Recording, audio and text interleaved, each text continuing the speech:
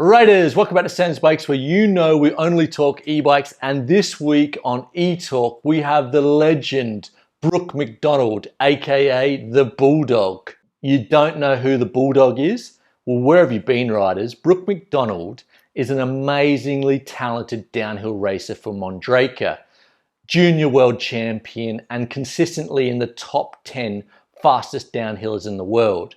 But in 2019, he had a life-changing accident where he broke his back. In this podcast, we talk about how he fights his way back to the top of the sport he loves, if he likes e-bikes and if he uses them for training, and if he was asked by Mondraker to build an e-bike, how he would build it, and loads more. And also, I just want to say this podcast was shot 3 months ago, and because of the crazy schedule, it's taken me this long to actually get it edited. Now sit back and enjoy this podcast. I'm sorry if the first part I was mumbling a little bit and stumbling my words. I'm a massive fanboy of Brook Macdonald. He's an amazing rider, and I was a little bit starstruck. I'm a massive fan. Anyway, enjoy the podcast. Let's go. Brook Macdonald, welcome to E-Talk, mate. It's so good to have you here, and thanks for your time, man. Looks like you are back in Kiwiland. I am. I'm back in New Zealand. I haven't really made it far. I'm in quarantine, so it's just a hotel lockup for me for the two weeks, and then I can get out and go home. Yeah, right. So how many days you in? I think I'm 5 or 6 days in now. Oh, so not bad. Almost bad. Halfway. Almost halfway. Are you going to do a marathon again? I'm not going to do a marathon. No way. That was hilarious, you guys doing that. Yeah, I've got a pretty good setup in my hotel room. I've got some gym equipment. I've got a watt bike and a ski erg. So I'm pretty well sorted. I actually haven't started to be bored yet. So I was just speaking to my dad's mate in Sydney. They just locked Sydney down again. Yeah, and then you're in Europe, and we're in Madrid, and you were in Madrid a couple of months ago. It's changed a lot, but Europe's open, man. Completely open. Man, Europe is sick. Honestly, when I landed here, I was like, shit.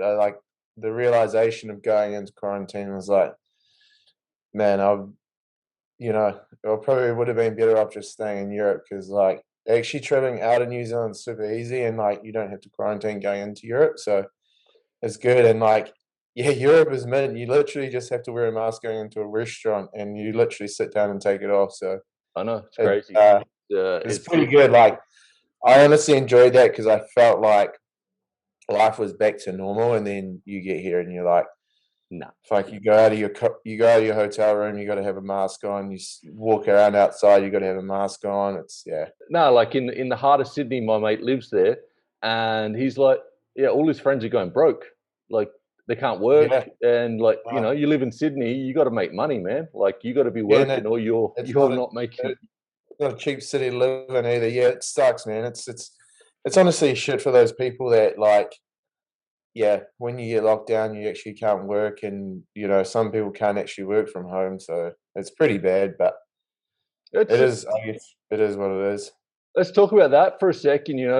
Going back into racing. We'll talk about the accident a bit later. We've got to talk about that. I don't want to just talk about that. I've got loads more questions, but it's no, for sure not. It's so good to see you back on the bike, bro. So good. That's sick, man. Honestly, my life has changed so much since my accident, and I just feel I honestly feel like I enjoy riding my bike 10 times more than I did before. I honestly did enjoy riding my bike and racing, but I think the fact that my accident, almost ended my career, and being able to have that opportunity to come back and race again, it's I honestly don't give a shit whether I come first or I come 50th. In my head, there's a little bit of fuck, I got 50th. It's pretty shit. But just to actually be able to race my bike down a hill, and my background's BMX, and I raced BMX for a long time, and I followed Sam Willoughby. You know Sam Willoughby? Yeah, I yep, followed his accident, and then I saw your accident, and two of my heroes, man, like you and Sam Willoughby. I love watching you guys race, and then I was like, far big. out. Like I was so gutted, and then to see you come back, it's fucking awesome, dude. So hats off to you for that. It's awesome. Yeah, thank you. Thank you Um, very much. let's go back to that day, like that. So you got left on the mountain for like 6 hours, didn't you? Something ridiculous. Yeah, it was like 4.5, 5 hours by the time I got to the hospital. Well, yeah, 5 hours probably by the time I got to the hospital and like started to actually be put in a room and get checked over. But yeah, it was a gnarly day. It was the worst day of my life. Like, everything was everything was going perfectly. Like week of practice was good. Like I honestly love Mount St. Anne, and it's like a track that suits me and suits my riding style. So I felt really comfortable there, and I I qualified third, so I was pretty happy with that. And I knew like I just had this feeling like that I potentially could do something good here, and like I definitely felt like I was on for it for a middle run. And then yeah, all of a sudden it was all over. And So So how did the accident happen? Did you like was it a freak occurrence or just an accident? What happened?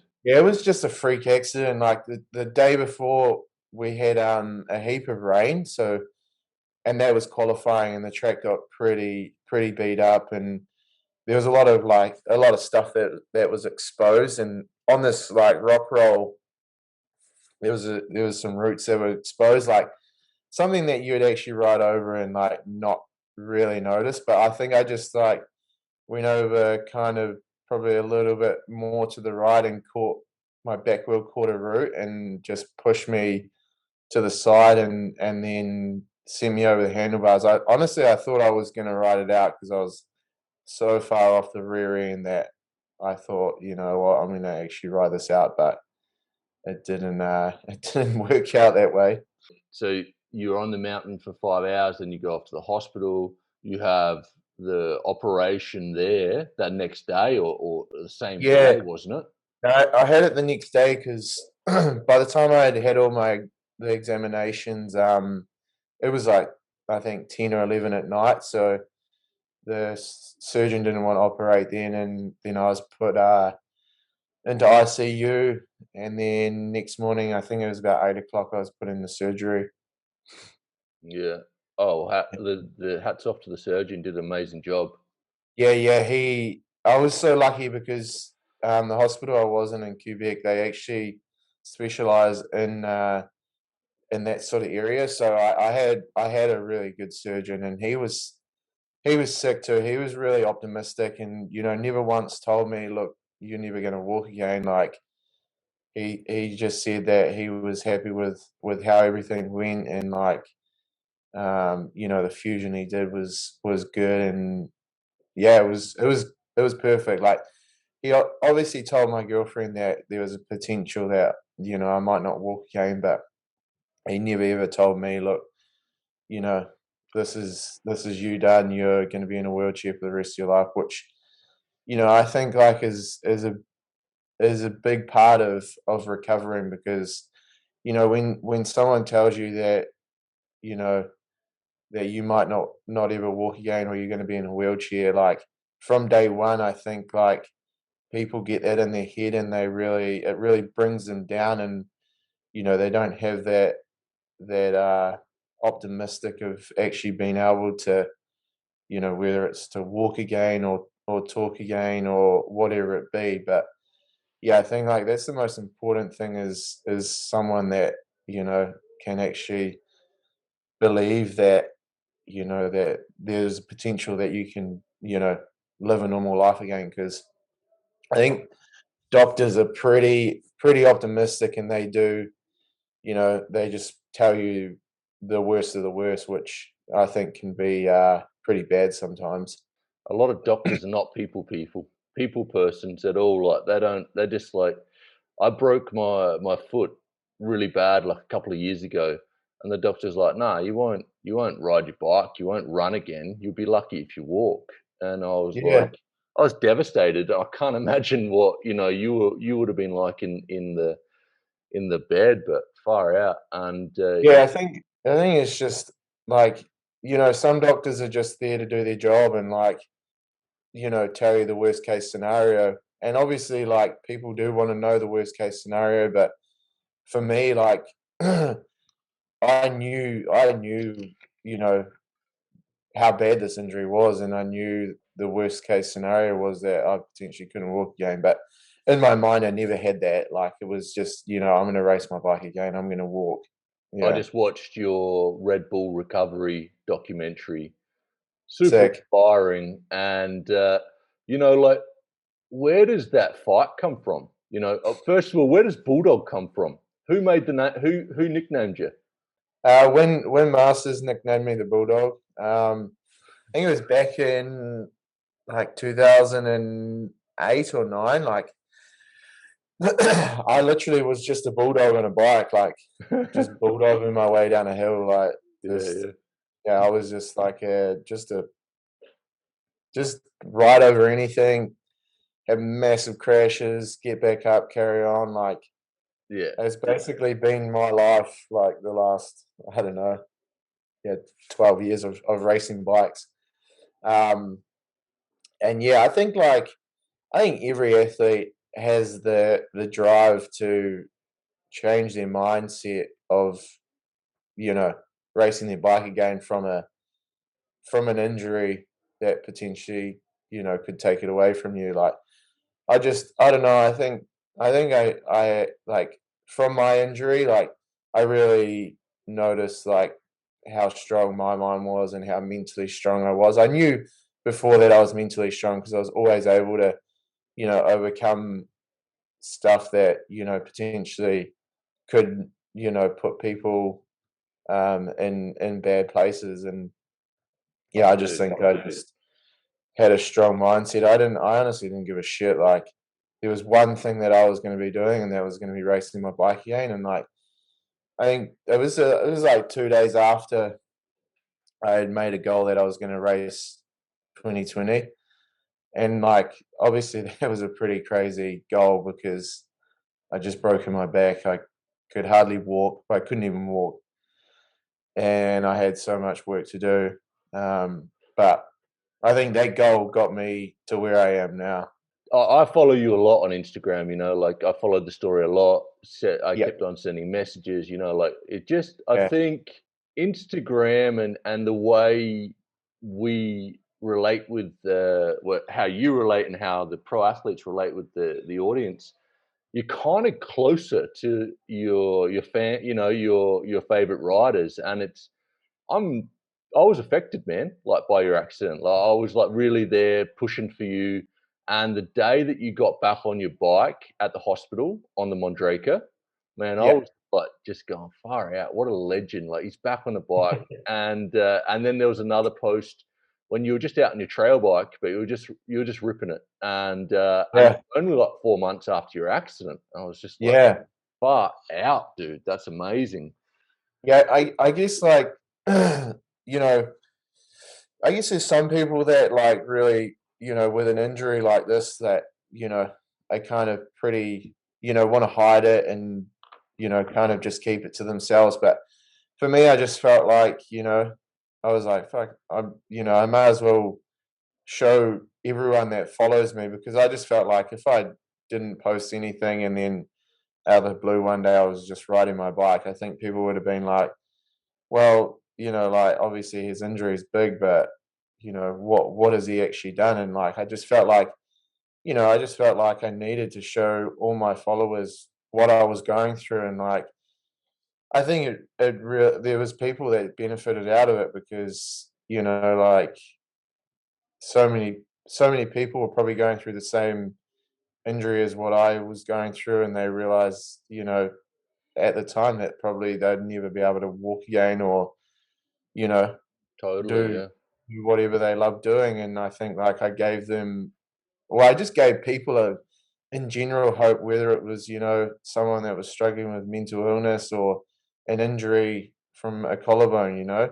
I think it just gave people hope that, you know, you can actually come back and ride your bike and, well, do whatever. And I actually really enjoyed, like, you know, what motivated me was just seeing comments from all the people of just, you know, just really positive comments, which, you know, drove me to being able to actually push myself and get back on the bike. And I think just showcasing that, like, it's just, I think, really, you know, given thousands of people hope and whatever it be to actually, you know, live a normal life again, or actually have hope to live life in general, I think. The feedback and from the riding community was massive.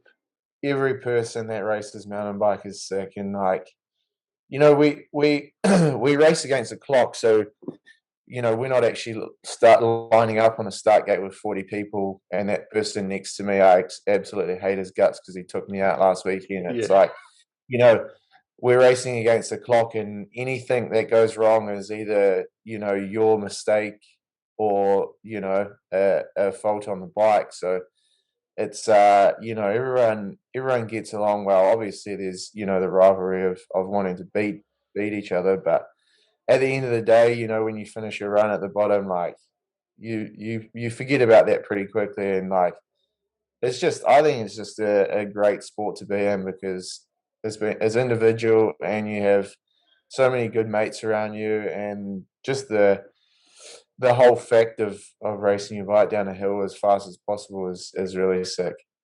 I raced BMX for years, and the Yeah, well, commu there's a the prime commu example, the eh? community's not the same at all. Like, the community's nasty, man. Like, you'd get in Yeah. so many fights. So let's go back. When did you start? What's your background like? Did you start racing BMX or you mountain bikes straight away? And also, when did you know that you had something? When did you know that, hey, maybe this could be a career? So I grew up playing rugby from the age of 5, and that was basically my whole life up until I actually, you know, um, came across mountain biking, which I think I was about 12.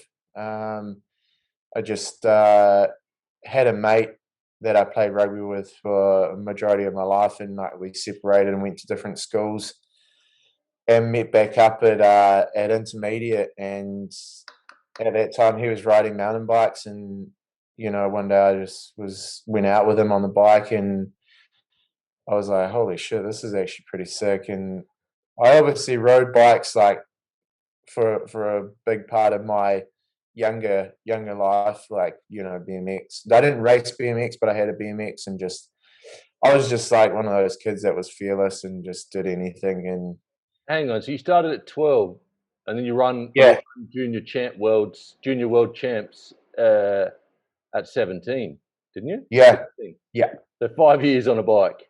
That's yeah, ridiculous, bro. That's, yeah, yeah.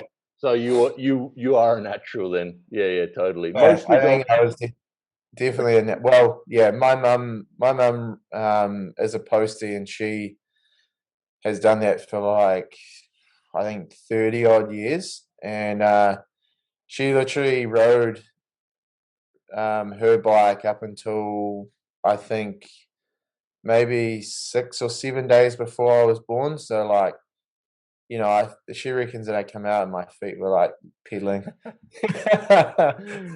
Nice, man, um, nice. and yeah, so, like, yeah, basically from 12 I started riding mountain bikes. And um, at that time I was just riding a sick little, like, specialized hard rock hardtail, Yep. nothing special. And I just, yeah, no, every single day after school I was out riding my bike um, at the skate park. Um, and then, like, on the weekends we were doing shuttles, whether it be like pushing up the hill or doing it in a van. And I just, yeah, just the love I had for it was sick, because, like, you know, I just got that rush of going down a hill fast. Obviously, like, you know, playing rugby as well was, you know, the same sort of rush, but definitely not as close as going down a hill as fast as possible. And then I raced. I think I raced my first nationals, like my first full national round in like I think it was '06, under 17, and I think I won. I think I won the overall or got second, and then '07 it was under 19s, and like we had three guys who were really quick, and we were always battling each other, which was real sick, and we were really good mates. And we come from the same town, so we used to ride bikes majority of the day together and on the weekends. And then yeah, 27, '07, I raced under 19s and did really well in that. And then '08 was like my first year I raced elite in New Zealand, Yep. and I did pretty good there and went on to get selected for New Zealand for juniors, and went and raced two World Cups and World Champs. I raced Fort William and Val di Sole, and both qualified there, which was pretty sick. Like, I had no expectations of what to Nice. think of going into a World Cup, so that was pretty cool. And then Val di Sole, '08, I finished fifth in juniors, and yeah, basically from there, that's where I hatched my career of racing mountain bikes professionally. When did Red Bull pick you up? That must have been a great day. Yeah, that was the best day of my life. Like, obviously, every kid's dream is that's in action sport is to be sponsored by Red Bull. And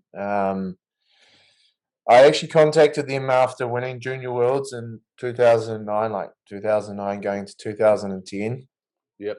Um, and at that time, they had Vanessa Quinn, who was a lady, and she was real sick on a bike. And they were like, "Look, we're not actually looking for any athletes at this time, but we'll keep an eye out for you." And 2010 was my first year elite, and I had some pretty good results actually that year. And at the end of the year, I got a call from them, and they were like, "Look, we want to sponsor you. Here's a helmet." That's And I was awesome, like, man. "No way, Yeah, no yeah. way!" Like, I knew, like, I had a brief idea of like what they'd told me. Like, we're gonna, that Red Bull gives you product first, and like you promote the product, and then you potentially get a helmet. And I was lucky enough just to go straight into a helmet, which was really sick. And yeah, basically from there, yeah, 2000 and end of 2010 going into 2011, I had a Red Bull helmet. So my dream was complete. Definitely. That's awesome. And I just want to say, like, so your recovery was like 9 months. Like, when did you go and race? What was your first race back? Um, My first race was Crankworks in August, so it was, yeah, basically a year. Basically a year, and you got 11th there, something like 5 seconds Yeah, off the pace, or something ridiculous. yeah, I was honestly mind blown with that. Like, Dude, that was awesome. yeah, it was It was just fucked. I great was to like, see you ride, and I remember watching it, and I remember just saying, "Oh, it's just good to see him ride," and I didn't expect you to be on. I was like, "Oh, it's good to see it," but then I was like, "Holy shit, man! He's like, he's up, he's on pace." So yeah, good. yeah. I knew, like, I honestly knew as soon as, like, when I first rode my downhill bike, like, I was like, I have not lost anything. Like, I still like had the had like problems with my legs, like fatigue in my legs, sensation loss. So that really, like, was a trouble actually to do a full day of riding. Like, I'd be pretty buggered at the end of the day, and like I still was pretty limited in mobility of my back because I'd only recently had my rods taken out. So like I actually wasn't my normal self on the bike, but I still felt good, and I still felt like I could go fast. And Yep. then And the yeah, I spent balance. The balance is it do you because like with spinal injury, sometimes the balance gets a bit messed up. Balances. Oh yeah, it ruins the balance. Like my balance, still even now, like if I do a lunge, I still get pretty wobbly. Um, So you can but fall over standing still, but then you put Brooke going 550 k's down a mountain, he's fine. yeah, yeah, totally. Love it, love it. um, yeah, I mean, there was one point like I could actually ride my bike better than I could walk, which is pretty I cool. can understand that though, like because it's Um, you got that momentum on the bike and yeah, yeah, exactly. yeah, it's But yeah, like 2020 for me was just the goal of racing my bike again, and like I actually didn't know what to expect going into Europe with all the COVID restrictions. Like I just come off a year of basically rehabbing. Like every single day, I worked my ass off, and like I was so excited to go to Europe. I spent 6 months. Oh, sorry, 6 weeks just actually riding yep. and getting up to speed. And then when I went, like Crankworks was good, and then I went to World Champs, and like obviously to be put in the deep end of World Champs with the conditions we had, I was like, fuck, I was so over it when I finished World Oh, we Champs for talked.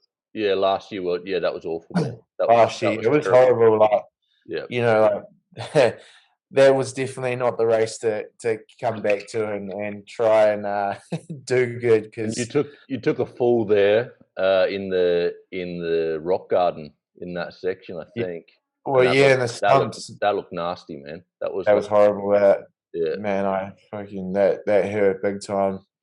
More so my ribs, not my back, but yeah, just the fact of like rehabbing and training right up till then and like traveling. I think I was just put off with the fact that there was so many rules. Like in New Zealand, it was pretty normal, and then going to a place where like you had to wear masks, you had to have credential, you were like in a cage, well not a cage, but like barriers of your pits. You weren't allowed to go out. Like just all that really mentally affected me with actually trying to race my bike because I just wanted to race my bike. I didn't want to have to worry about oh leaving my pits. Have I got my mask? Have I got my credential? Or getting to the top and not having my mask to turn around and go. Just all that sort of shit really Yeah. really took its toll on me. And so yeah, I just raced world champs and then the two World Cups in Maribor and went home. And like I think that was the best decision I made because knew that I was going into quarantine and like I kind of just planned it like to actually be able to have some downtime when I got home at the end of the season just to actually reflect on where I've come from and like be like well I can actually sit down and you know, relax and not have to worry about going to physio and doing this and doing that. So yeah, that was just a year of like, you know, achieving my goal really. Yeah. Are you a big goal setter? Is that something that you've always done? I set goals and then I forget about them. Yeah. Because This is I a big mean, goal. like, I mean, I've got, there's always there's two important goals, and those are like to be world champion and to win an overall World Cup Yeah.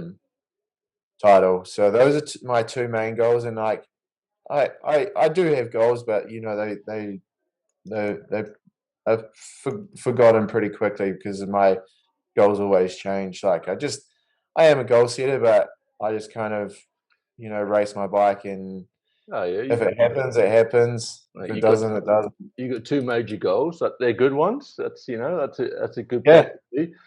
I love the World Cup, and I've watched the last couple of races. They've been good races, but they haven't been easy races. Like and you probably haven't got the results that you were looking for. But as you said, you're happy just racing your bike. How do you feel those races went?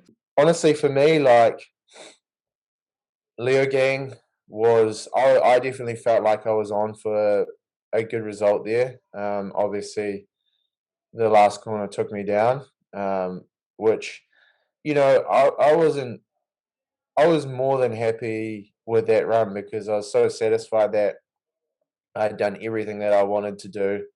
I mean, I was up on the first 3 splits on Amaran, like, You you were? know, Yeah, yeah, that's right. Yeah. to do that, I mean, that guy's quick, and I was pretty stoked with that.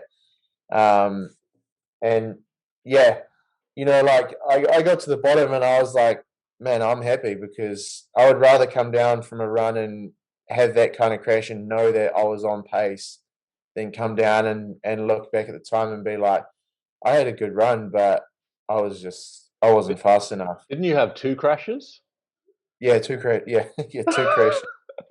That was I that wasn't was, messing about. If I'm gonna do it, I'm gonna do it good. uh and tell me, is it faster to jump onto the wall ride? Is it faster to do that, or it's just more showboaty?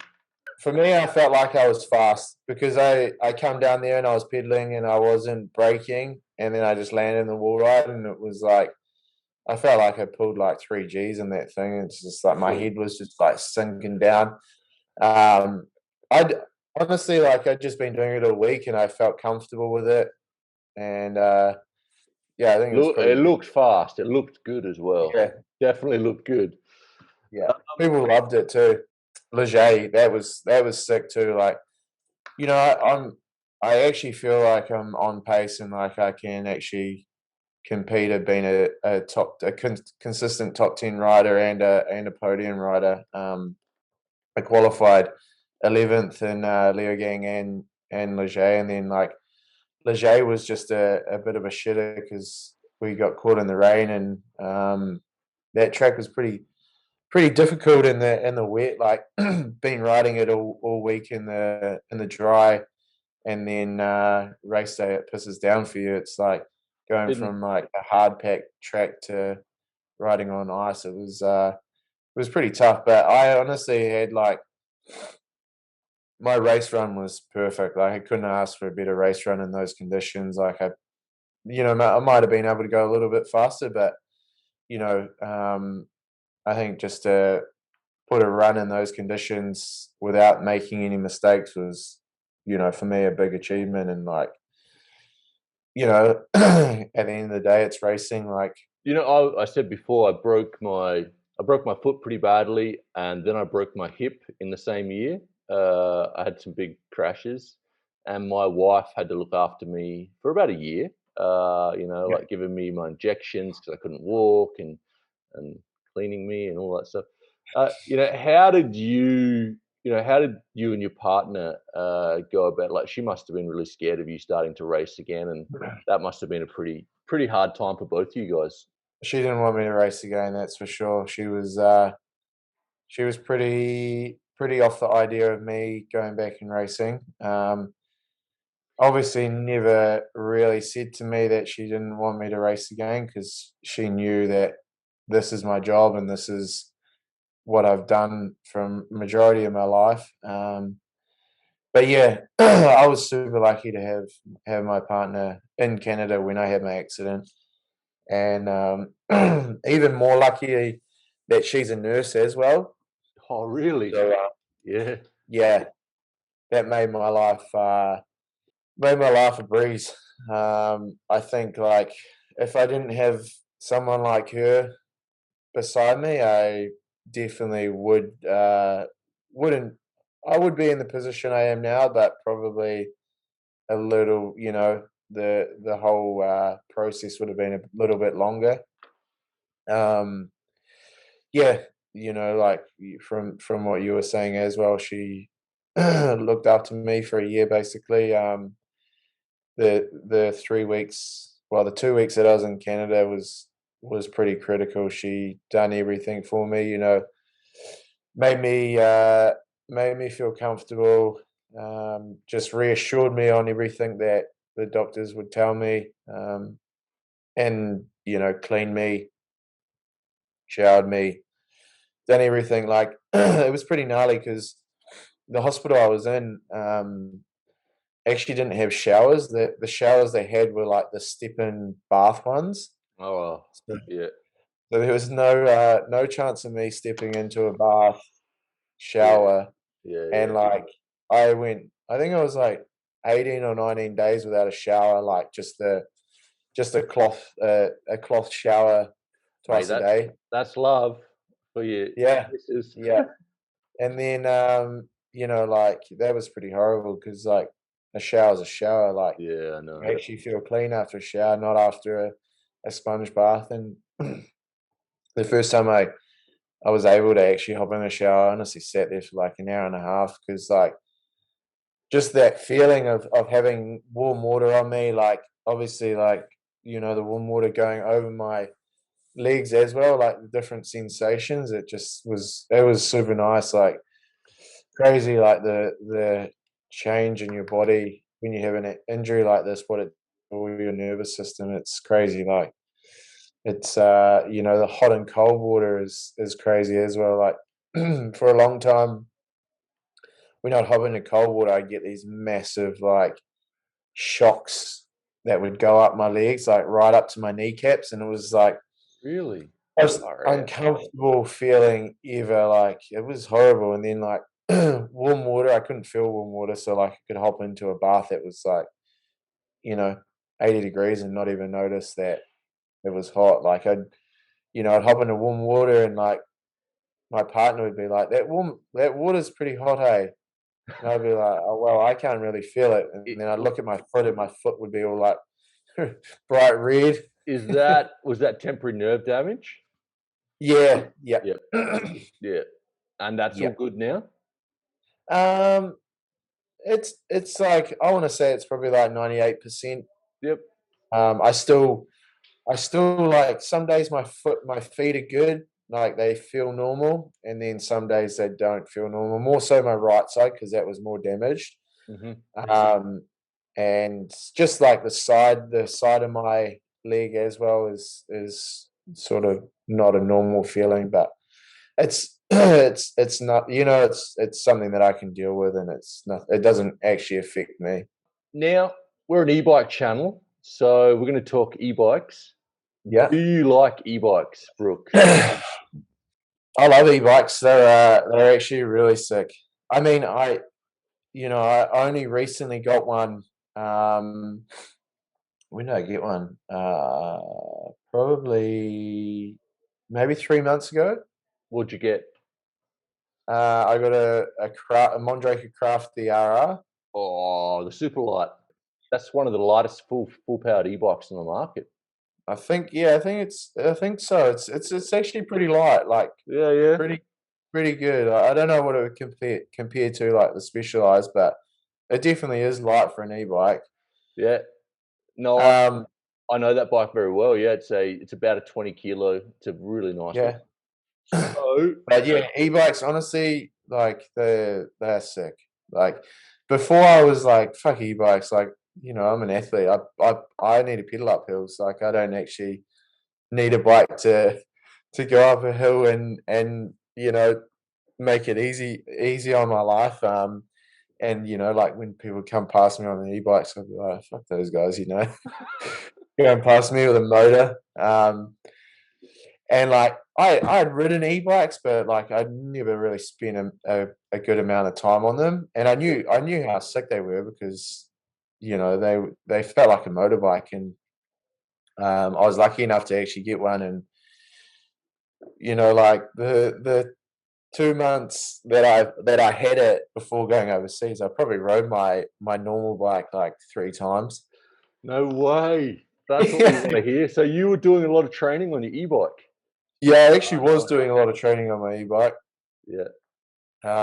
And it just like for me, like my trails at home that I ride, like they're not it's not a massive amount of stuff that I have to ride. So like, for me to go out on my enduro bike, it's actually like, I actually have to be like, okay, I've got to go out and do this on my trail bike. And like I was getting to a point where I was like just kind of over riding the same trails and having to go out and just be on the same stuff that I've ridden multiple times. Yeah. And And honestly, when I got my e-bike, like I was out riding so much more, and just like, because you can cover twice the ground on an e-bike that you can on a normal bike. So I was just like, all the trails that I, wouldn't really ride on my normal bike, I was riding so much more on my e-bike. And it's just the fact that you can do like 2 runs of each trail, and you know spend an hour and a half, 2 hours, and basically for me, I can ride my whole bike park.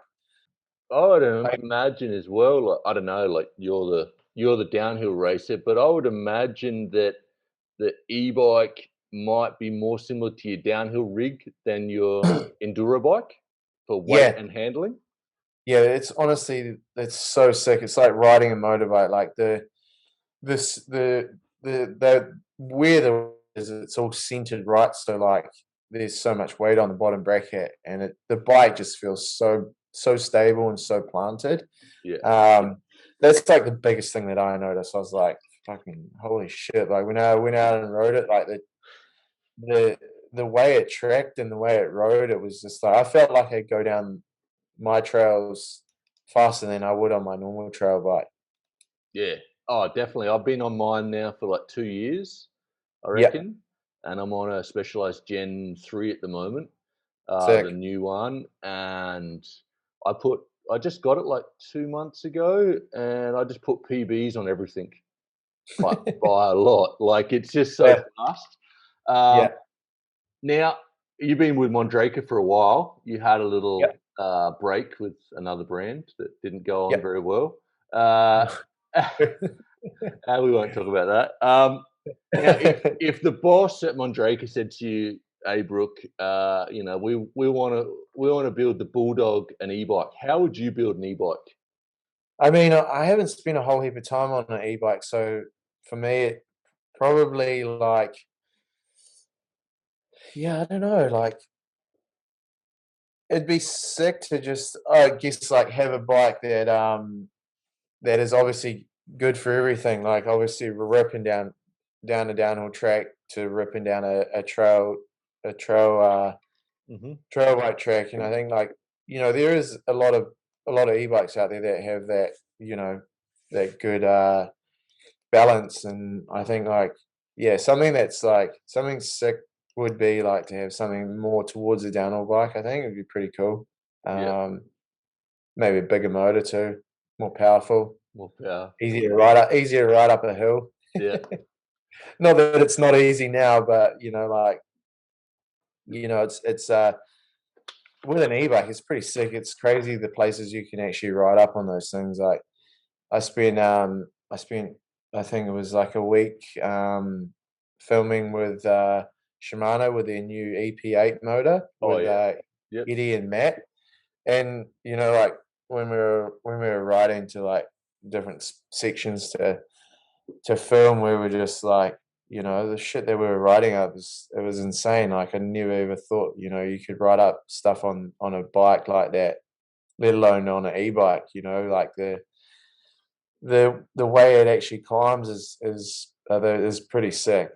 it's crazy. Like 2 years ago, I was testing. It was the high bike, the Enduro, which Oh yeah. has like a 120 newton meter motor, so like 30 to 40% more than the Shimano. Mental. Oh, The thing's sick. so crazy. And I was with the PR guy, and he was like, "Just climb this mountain. Just climb this hill." And I was like, "That's not possible." And he just grabs the bike. He's an ex-pro, and just went straight up it. I was like, "Oh, maybe it's possible." I gave it a go, and it was possible. And it was just like, Yeah, "Holy it's like how you're like, I'm shit!" gonna ride up that hill. Yeah, I'm gonna ride up that hill, no Yeah. worries, straight up it. That's It sick. makes it makes technical climbing fun. Like Yeah, yeah, it it's does. super It actually fun. does. It really does. And that's another thing that I enjoy about riding an e-bike is that, like, yeah, technical climbs, you can actually have a good crack at getting up them, which is really sick. Europe and the UK have adapted e-bikes really like quite a lot. Like in Spain now, we're probably I want to say it's like 30 to 50% e-bikes out in the mountains now, maybe more. Yeah. Um, how do you see the e-bikes affecting or changing the industry of mountain biking over the next couple of years? Uh, I mean, I personally, I think it's great because it's just getting people out on bikes. Like whether you're someone that like is just starting off riding a bike and is not so much into fitness and wants to ride a bike but doesn't want to ride a bike up a hill, you've got that option of having an e-bike. And I think it's just honestly think it's so good that you know just seeing people out riding bikes in general is great. And like to have that offer of an e-bike to get people out riding is sick. I think yeah, I think it's definitely going to change the industry. Like I think e-bikes now are probably one of the biggest selling bikes on the market at the moment, because I think definitely after lockdown, well, we're in lockdown, like, you know, there's only so much walking and running you can do. And I think like mountain biking has definitely opened up a big window for people that never knew it before, that have started now. And like, I see it in New Zealand, like mountain biking is massive. Like, you go to Rotorua on a weekend and, you know, they have like 4 shuttles there and they're just completely packed with a line as well.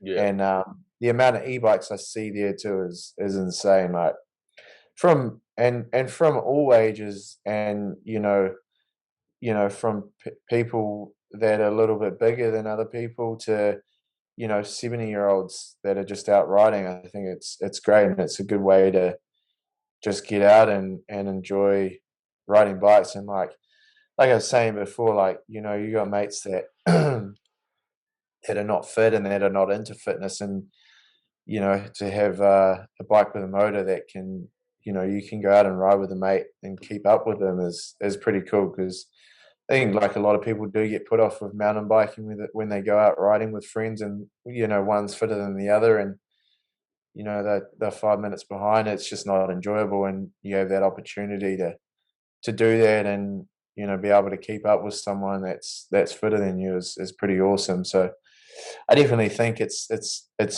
gonna change, and I think it's gonna get bigger and bigger, which is pretty awesome. definitely. Over COVID, we had like something like 200 or 300% boost in e-bike or bike sales in general.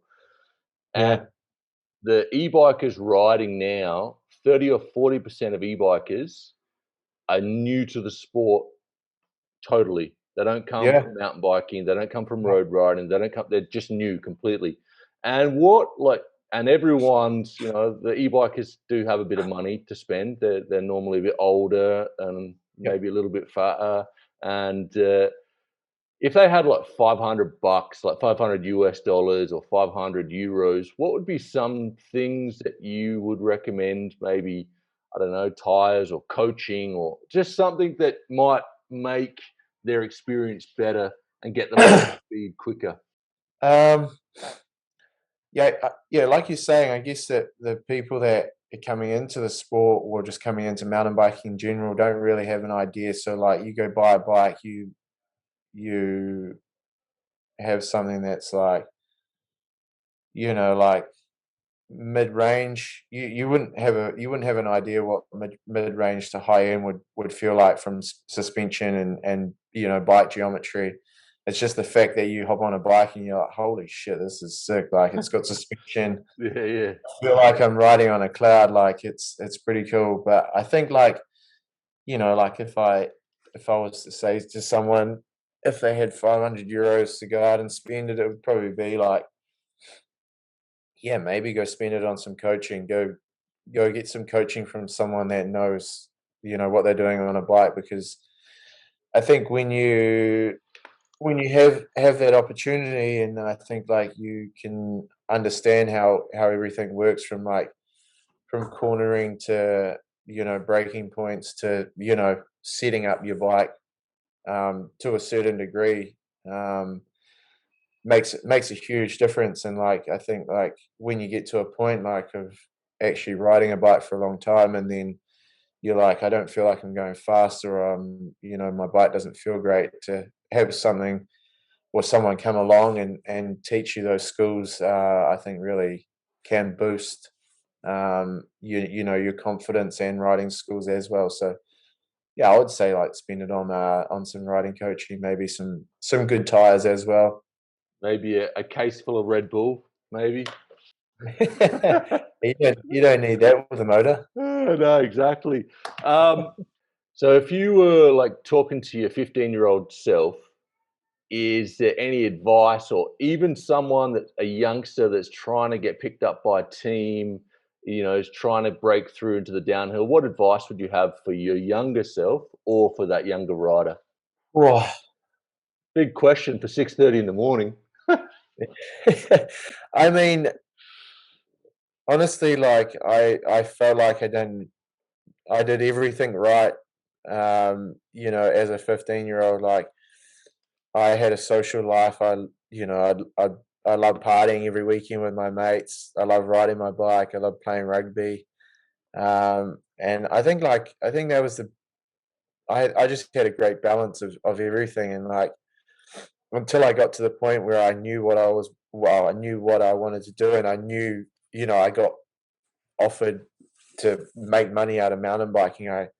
That's when I realized, like, okay, this is actually a full-time job, and like I can still have a social life. I can still, balance everything out, but I've got to, actually put in the work to make it pay off. And I think the best advice I can give to someone, that's trying to make it in anything is just, I think, just enjoy life. Like, don't put too much pressure on yourself. Have a social life, enjoy hanging out with your friends, partying, whatever it be. But I think like if you're just driven into a sport that is you know written into you, I think it's definitely tough, because you get to a point where it definitely burns you out, and you see people with parents that are like, this is what I want you to do, and you're made to feel like you're an investment, and you've got a return. And I think like that's definitely off-putting. And I think if you have a good balance in life, you're definitely going to get far. Good advice. And what I need some advice is from the Bulldog. I'm racing my first EWS electric series in 2 months. Oh, sick. Yeah, I've been training and just and I'm just taking it easy. I just want to show everyone out there that it's not really about winning. It's about just getting involved and having fun. But No, this, I don't want yeah, to come last, so give me some advice, man. I mean, an EWS, like, I don't know how the E series actually works, but like, I think racing EWS is sick, because it's just a sick day out riding bikes with friends, and you get to race as well. Like, you're riding from stage to stage with mates, and then you get to race. I think it's pretty cool. I think, yeah, I guess the best advice I could give you is just probably go out and have fun, um, and make it count when it needs to be. All right, good advice. And I got my last question here. This is what I ask everyone. Okay, so perfect day. Where would Brook Macdonald be? What trail? What bike? Basically, what's your favorite place to ride? If I had a helicopter, I'd be all around Europe. Like, I reckon I do 3 runs here, 3 runs there, 3 runs there, 4 runs there. I think Europe is like the hub for mountain biking. It's so sick, and there's so much good stuff around. That I actually haven't even ridden. Like, I go to Europe and I race my bike. Like, I get to go to the places like, like Schladming, um, sort of like the main places that we go and ride for a couple of days. But I actually don't get to actually go and ride trails that I've never heard of, which I really want to, because there's so much good riding in Europe. So yeah, give me a helicopter, um, and I'll be happy, because then I can fly to each bike park, do 3 or 4 runs. And you're on your downhill bike. Run. And I'm on my downhill bike. Are you on your downhill bike? Yeah, I reckon I'm on a downhill bike. Yeah, fair enough. Maybe an e-bike for half the money. Well, if I had a haircut, I'd have 3 bikes with me. I'd have my trail bike, my downhill bike, and the e-bike, so I'd be sorted. Yeah, exactly. Well, Brooke, man, I'm kind of done. Thanks so much for your time. If you want to thank your sponsors, and also, I know you were in Madrid a couple of months ago. When you're back, I'll take you riding, man. Like honestly, Let's do it. Get some e-bikes from Andrejka. We can do a video, and man, like the riding in Madrid is sick. I don't know how much you've done in Madrid, but it's good, man. Yeah, I honestly haven't done any. That was my first time in Madrid, and I only spent a couple of days there, but it's a sick place. I actually really enjoyed it, so I will definitely be back, and I'll be in touch with you. Yeah, definitely, bro. And we've got we just picked up our camper van, which is sick. We just bought a camper van, so it's not quite a helicopter, but we're going to be around Europe this summer. And I will see you. I'm going to go to a couple of downhill races, so I'll see you. I'll be cheering on. And awesome, mate. Let's thank the sponsors. Let's sing them out. Sing them out. Wow, yeah. Obviously, Mondraker, MS Mondraker, Red Bull, 100%, GoPro, Shimano. All those guys are great, and I couldn't ask for better sponsors. Thanks so much, buddy, and good luck this season. I can see a podium, definitely. Thank you. I feel a podium. I can see it. I can see a podium coming on.